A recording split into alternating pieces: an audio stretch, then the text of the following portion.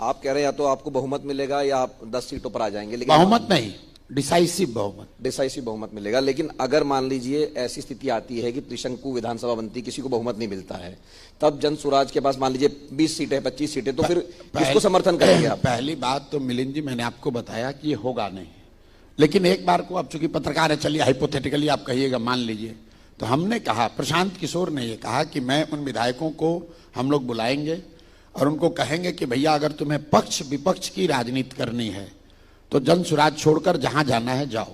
हम लोग तो सड़क की राजनीति करना चाहते हैं, समाज की राजनीति करना चाहते हैं। मेरी कोई दिलचस्पी नहीं है कि 15-20 विधायकों को लेकर मैं पक्ष या विपक्ष में बैठूं। हमारा लक्ष्य बिहार में सुधार है, बिहार में व्यवस्था परिवर्तन। सरकार बनाने का मौका मिल गया कि कोई समर्थन नहीं बनाएंगे, नहीं बनाएंगे, नहीं तो पूरे बहुमत नहीं आएगा तो बहुमत नहीं बनाएंगे, क्योंकि अगर हमको सरकार में शामिल होना होता तो आज की सरकार में शामिल होने से हमको कौन रोक रहा है? हम आज शामिल हो जाए, बिना किसी विधायक के लोग हमको मंत्री बना लेंगे। जो काम हम लोग बिहार में करना चाहते हैं वो तभी संभव है जब बिहार की जनता डिसाइसिव बहुमत दे। हम लोग सिर्फ सड़क नहीं बढ़ाना चाहते। अभी मैं आ रहा था तो कहीं पढ़ रहा था कि नीतीश कुमार ने अपना प्रचार लगाया है कि पिछले 20 वर्षों में सड़कें डबल हो गई। जन स्वराज की जो सोच है, अगले 3 वर्ष में इसको हम लोग डबल कर देंगे।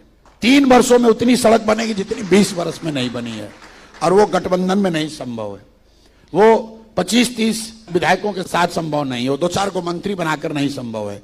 जो विधायक मान लीजिए जीत कर आया, उसको मन है मंत्री बनने का, जाए बन जाए। हमारी कोई इच्छा नहीं मंत्री बनने की। हमको मंत्री बनकर, विधायक सांसद बनकर अपने लिए प्लेटफॉर्म नहीं बनाना है। हमारे पास जो प्लेटफॉर्म है वो समाज का प्लेटफॉर्म है, लोगों का लिए काम करने आए हैं और बिल्कुल संकल्पित हैं। 5 वर्ष लगे, 10 वर्ष लगे, हम पीछे हटने वाले नहीं हैं। बिहार को सुधारे बगैर पीछे हटेंगे नहीं, ये बिल्कुल संकल्प है।